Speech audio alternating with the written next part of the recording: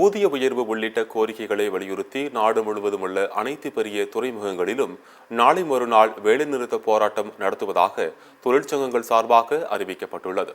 இது தொடர்பாக தூத்துக்குடியில் இன்று நடைபெற்ற திட்டமிடல் கூட்டத்தில் இந்த முடிவு எடுக்கப்பட்டுள்ளது.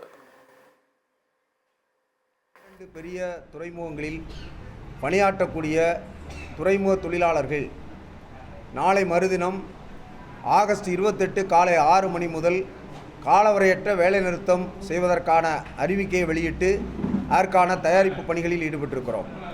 இந்தியாவின் அனைத்து பெருந்துறைமுகங்களிலும் பணியாற்றுகிற 3ஆம் நிலை 4ஆம் நிலை தொழிலாளர்களுக்கு 5 ஆண்டுகளுக்கு ஒரு முறை வழங்க வேண்டிய ஊதிய உயர்வு ஒப்பந்தம் 1/1/2022 முதல் நிலுவையில் இருக்கிறது.